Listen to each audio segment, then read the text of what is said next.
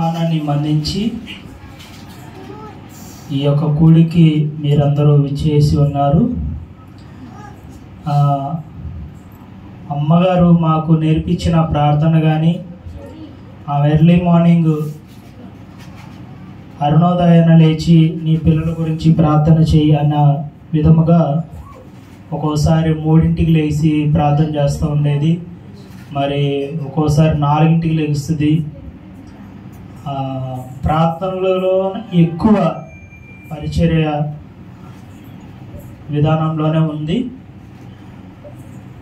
పాస్టరమ్మ గారికి ఒక టీచర్కి ఎలాంటి బాధ్యత అయితే ఉంటుందో, ఒకవైపు సంఘాన్ని చూసుకోవాలి, ఒకవైపు కుటుంబాన్ని చూసుకోవాలి. సంఘంలో ఏదైనా సమస్యలు వస్తే వాటికి సొల్యూషన్గా ఉండాలి స్త్రీలు ప్రార్థన చేసి. మరి కుటుంబంలో ఏమైనా సమస్యలు ఉంటే తన భర్తని ధైర్యపరుచుకుంటూ, తన కుటుంబాన్ని ధైర్యపరుచుకుంటూ ఒక జ్ఞానం కలిగిన స్త్రీలాగా మా అమ్మగారు మాడలో ఉన్నారు.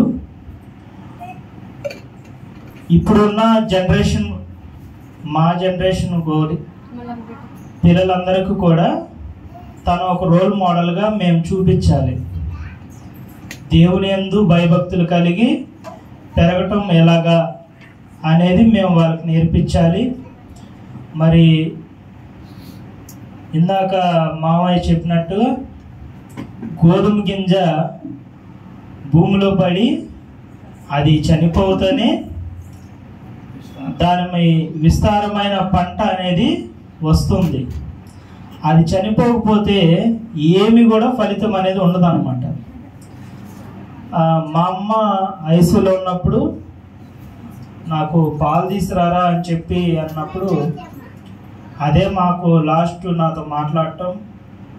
మరి నా చేతిలోనే తను చనిపోయింది. మేము అలా బయటకు వచ్చాము. ఆ తర్వాత సిస్టర్స్ హ్యాండ్ ఓవర్ తీసుకోవాలని చెప్పి 1 అవర్ లేట్ అయింది. డాక్టర్స్ డ్యూటీకి ఎక్కేసరికి మా పల్స్ కూడా ఆడకుండా అయిపోయింది. ఆ తర్వాత వాళ్ళు చాలాసేపు పల్స్ అందుకోవటానికి ప్రయత్నించారు, కానీ ఆమె అప్పటికే మరణించిందని చెప్పి డిక్లేర్ చేసి 23వ తారీఖున డిక్లేర్ చేసి చెప్పి ఉన్నారు. ఎక్కువ నేను చదువుకోవాలి, నీకంటూ ఏదో ఒకటి ఉండాలి అని చెప్పి అమ్మ నాకు ఏదో ఒకటి చెప్తా ఉండేది. నా కోసం చాలా ప్రయాసపడింది.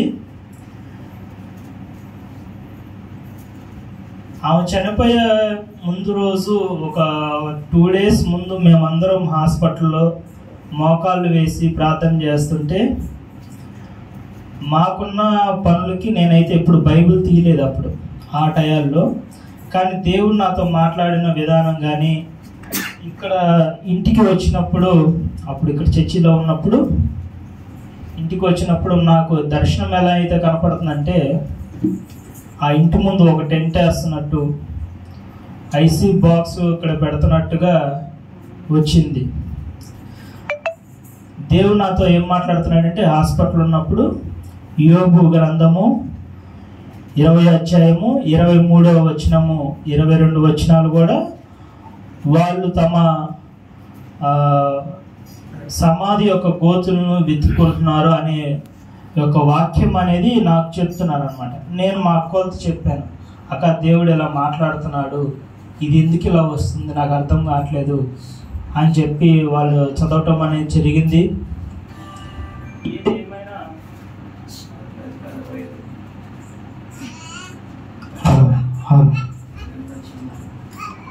ఏదేమైనా కూడా ఇందాక మామయ్య ఇంకో మాట కూడా చెప్పారు, ఒక కీడు వెనకాల ఒక మేలు అనేది దాగి ఉన్నది అని. మా అందరి బాధ ఏంటంటే, మా అమ్మ మా వివాహాలు చూడకుండానే చనిపోయిందని. కానీ మేలు ఏంటంటే, ఆమె ఎప్పుడు కోరుకునేది, అయ్యా మనం ఇక్కడ కన్నా పిల్లలు కొంచెం చిన్నవారే కదా, వేరే సంఘం ఏదన్నా పెట్టుకుందాం, మనం ఇండిపెండెంట్గా స్టార్ట్ చేసుకుందామని. కానీ డాడీ మాత్రం దానికి ఒప్పుకునేవాళ్ళు కాదు. ఎక్కడైనా ఇవే బాధలు కదా, ఎక్కడైనా ఇదే సమస్య కదా అని కొంచెం ఆవిడతో వాదించేవాడు అన్నమాట. అదేవిధంగా ఆవిడ చనిపోయిన తర్వాత 3 సంవత్సరాలు కొంత వేదన మా నాన్నగారు అనుభవించటం అయితే జరిగింది. తను లేకుండా కొన్ని నెలలు ఒంటరిగా ఏడ్చేవాడు. మేము ఎక్కడ బాధపడతామని చెప్పి తనలో తాను బాధపడుతూ మాకెవరికి తెలియకుండా ఉండేది ప్రయత్నం చేసేవాళ్ళు. కానీ మనం పడే బాధ ఎదుటి వాళ్ళకి తెలియదు. నిజంగా డయాలసిస్ అనేది ఎంత నరకం అంటే స్వయంగా మేము చూసిన వాళ్ళకైతే ఆ బాధ తెలిసింది.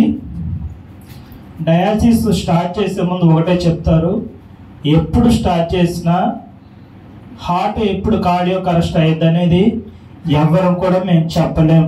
దీనికి యాక్సెప్ట్ అయితేనే మీరు ఇక్కడ సైన్ చేసి మీరు డయాలసిస్కి తీసుకెళ్ళండి ఆ డాక్టర్స్ కానీ టెక్నీషియన్లు కానీ మాతో సంతకం తీపించుకునేవాళ్ళు అనమాట. ప్రతి సంతకం నేనే పెట్టేవాడిని.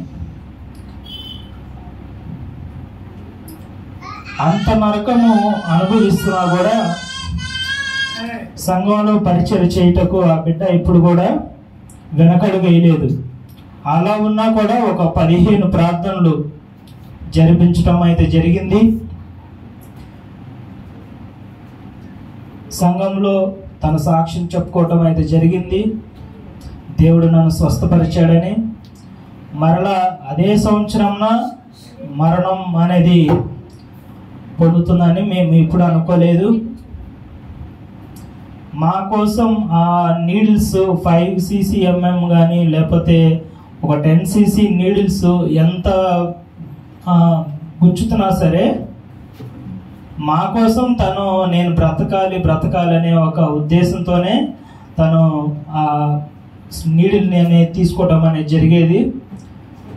ఈ చెయ్యి అంతా కూడా బ్లడ్ క్లాట్ అవ్వటం, అలా మచ్చలు పడిపోవటం అనేది జరిగేది. మీకు భోజనం టైంలో మా చెల్లి ఒక వీడియో చేసింది, అప్పుడు ఆ వీడియో చూపిస్తాము తను ఎంత బాధపడింది అనేది. నిజంగా మా ఉద్దేశం అయితే మమ్మల్ని ఎంతమంది ఎవరైనా సరే దూషించుకున్నా సరే వారికి అటువంటి శిక్ష పడకూడదు అనేది మేము కోరుకుంటాం. మా అమ్మ అనేది ప్రభునందు బాధ అయినా శ్రమ అయినా నాకు ఆనందమే అని అపోస్తుడైన పౌలు చెప్పిన రీతిగా తను చెబుతూ మాకు కారులో మేము ఆమె హాస్పిటల్కి తీసుకెళ్ళేటప్పుడు చెప్తా తీసుకెళ్ళేదన్నమాట. పాటలు కూడా ఏదన్నా రేడియో పెడితే ఊరుకోదు. ఏసన్న గారి పాటలు అప్పుడు నిజమైన ద్రాక్షవాలి అనే ఒక పాటలు పాడుకుంటా పేపర్ చదువుకుంటా వెళ్ళేది. అట్లాగా లాస్ట్ ఇంకా డయాలసిస్ స్టేజ్లో తను బైబిల్ చదువుతా కూడా వాళ్ళ అమ్మగారు ఉన్నప్పుడు నీకేం కాదమ్మా అంటే, లేదమ్మా దేవుడు నన్ను రమ్మంటున్నాడు అని చెప్పి తను లాస్ట్ టైం బైబిల్ చదివినప్పుడు కూడా వీడియో తీయడం జరిగింది. నాకు ఆడుకొని తను బైబిల్ చదువుతూ ఉంది. అట్లాంటి స్థితిలో తను మరణం అనేది మా అందరి రక్షణ కొరకే అని మేము భావిస్తూ, మరి ఇంకా చెప్పవలసిన వారు మా మామయ్య గారు ఉన్నారు కాబట్టి ఇంతటితో ముగిస్తున్నాను.